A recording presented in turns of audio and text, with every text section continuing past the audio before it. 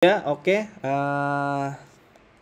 Bertemu lagi dengan saya Pringgo Dani ya di materi ke-14. Hari ini ya kita akan membahas UMKM di mata kuliah kewirausahaan. Nah, ini adalah materi terakhir ya. Ketika kita dari pertama itu sudah membahas bagaimana mencari ide, apa itu wirausaha, bagaimana cara produksi, bagaimana branding, bagaimana marketing dan sebagainya. Nah, ini adalah pertemuan terakhir ya. Kita akan membahas UMKM gitu.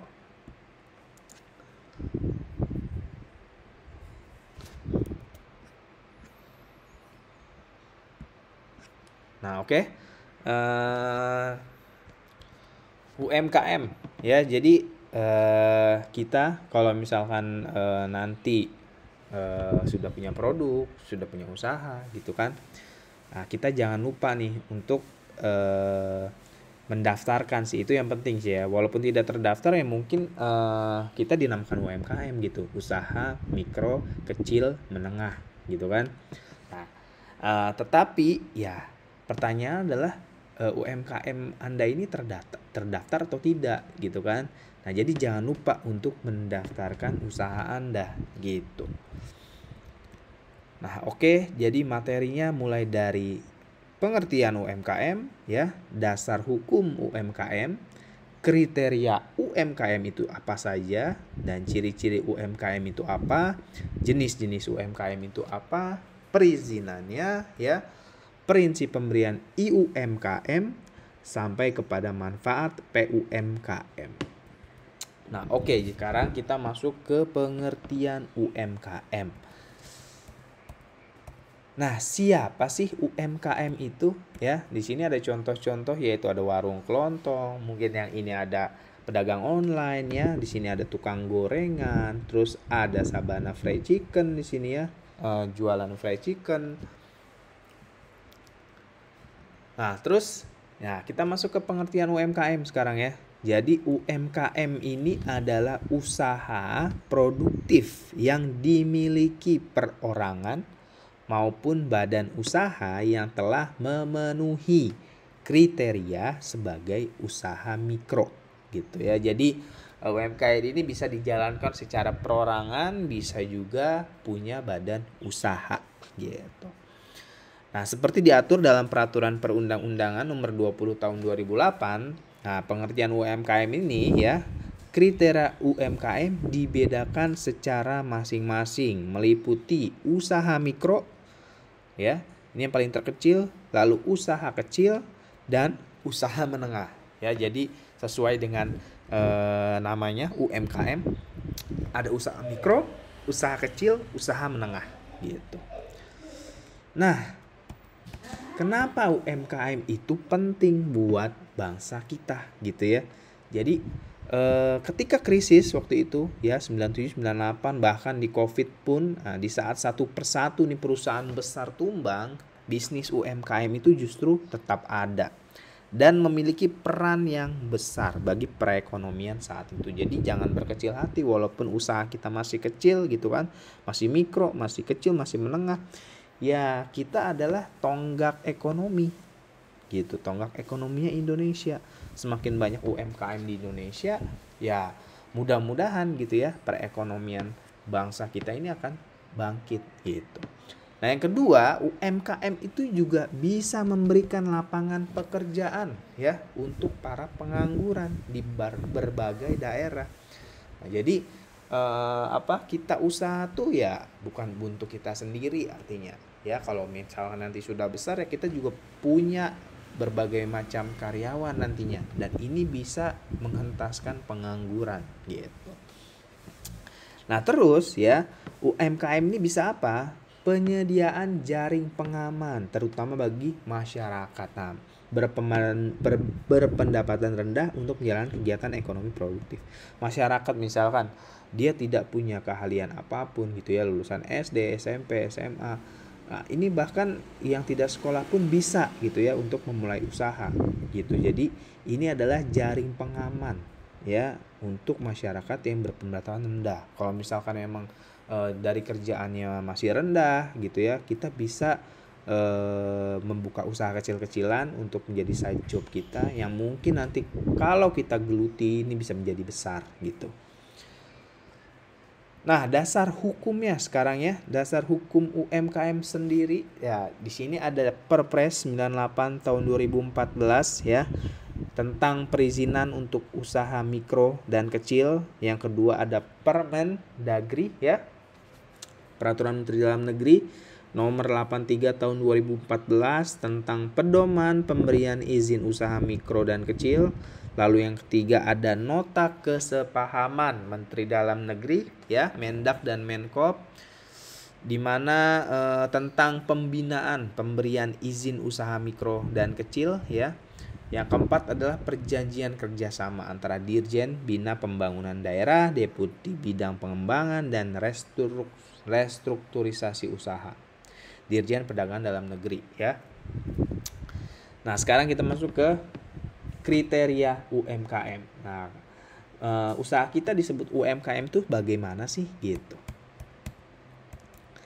Nah, yang pertama ada usaha mikro. Nah, ini yang paling kecil ya. Jadi usaha mikro ini adalah usaha ekonomi produktif yang dimiliki perorangan maupun badan usaha sesuai dengan kriteria usaha mikro. Nah, usaha yang termasuk usaha mikro ini adalah memiliki kekayaan bersih mencapai 50 juta ya. Dan tidak termasuk bangunan dan tanah tempat usaha. Hasil penjualan usaha mikro setiap tahunnya paling banyak 300 juta. Nah, jadi kalau misalkan hasil usaha kita per tahun masih 300 juta, itu dibilangnya adalah usaha mikro. Nah, yang kedua ada usaha kecil ya. Di sini usaha ekonomi produktif yang independen atau berdiri sendiri, baik yang dimiliki perorangan atau kelompok dan bukan sebagai badan usaha cabang dari perusahaan utama. Dikuasai dan dimiliki serta menjadi bagian baik langsung maupun tidak langsung dari usaha menengah. Jadi bukan bagian dari cabang perusahaan yang sudah besar gitu ya. Maksudnya dia punya berdiri sendiri gitu. Nah, ini dinamakan usaha kecil. Nah, persyaratannya adalah ya, yang dinamakan usaha kecil ini tiap tahunnya ya, dia itu menghasilkan 300 juta sampai paling banyak itu 2,5 M gitu. Nah, lanjut lagi usaha menengah ya. Jadi usaha menengah ini bukan merupakan cabang, lagi-lagi harus berdiri sendiri ya. Kalau misalnya kita punya perusahaan besar tetapi itu adalah cabang kita ya, berarti bukan usaha menengah, itu usaha besar, perusahaan besar gitu. Nah, usaha menengah ini harus berdiri sendiri. Jadi UMKM ini semua berdiri sendiri. Nah, secara langsung maupun tak langsung terhadap usaha kecil atau usaha besar dengan total kekayaan bersihnya sesuai yang sudah diatur, yaitu 2,5 M sampai 50 M gitu. Nah, ini dinamakan usaha menengah. Nah, ciri-cirinya sekarang ya, ciri-ciri UMKM. Nah, biasanya jenis komoditi atau barang yang ada pada usahanya tidak tetap atau bisa berganti sewaktu-waktu ya. Namanya juga kayak usaha kecil, usaha mikro lah ya, usaha mikro yang besok usaha apa, terus rugi besok usaha apa, biasanya gitu. Jadi komoditi atau barang yang ada pada usahanya tidak tetap, bisa berganti-ganti sewaktu-waktu. Nah, terus tempat menjalankan usahanya juga biasanya berpindah-pindah gitu ya. Nah, di sini laku, terus kontrakannya dinaikin gitu ya, terus pindah lagi dan lain sebagainya. Ini biasanya ciri-ciri UMKM seperti itu. Terus tukang gorengan besok di sini, besok di sana gitu ya.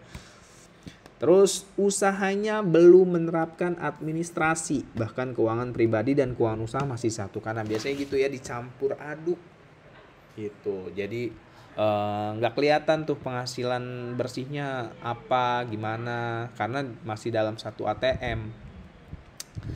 Terus biasanya SDM di dalamnya belum punya jiwa wirausaha yang mumpuni. Jadi biasanya tingkat pendidikan SDM-nya masih rendah. Terus biasanya pelaku UMKM ini belum memiliki akses perbankan ya, namun sebagian telah memiliki akses ke lembaga keuangan non-bank gitu. Jadi akses ke perbankannya belum sepenuhnya mengerti mungkin ya. Nah, terus pada umumnya belum punya surat izin usaha atau legalitas termasuk NPWP. Nah, itu tadi ya. Kita tidak kadang-kadang UMKM itu tidak memiliki legalitas, tidak punya izin usaha. Nah, jenis-jenis usaha UMKM sekarang ya. Nah, yang pertama ada usaha kuliner ya. Ini banyak sekali ya. Ini juga sangat mudah dijalankan. Bisa kita lihat YouTube atau Google untuk membuatnya gitu ya. Nah, usaha kuliner ada restoran kecil, rumah makan, usaha kafe, jualan makanan, warung makan ya, kue pesta, kue ulang tahun, cateringan dan lain sebagainya.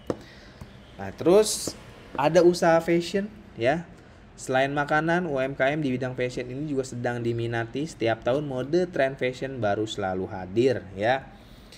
Nah, usaha fashion UKM biasanya butik batik, kaos distro, baju muslimah, toko seragam sekolah, baju anak ya, dan lain sebagainya. Lanjut lagi ada usaha pertanian ya. Di sini siapa bilang usaha agribisnis di bidang pertanian harus bermodalkan tanah yang luas? Oh enggak kok gitu ya. Contohnya ini ada paktani.co gitu ya. Dia hanya membeli di pasar lalu dia packing lalu dijual kembali sama dia. Nah, ini juga suatu ide yang bagus ya.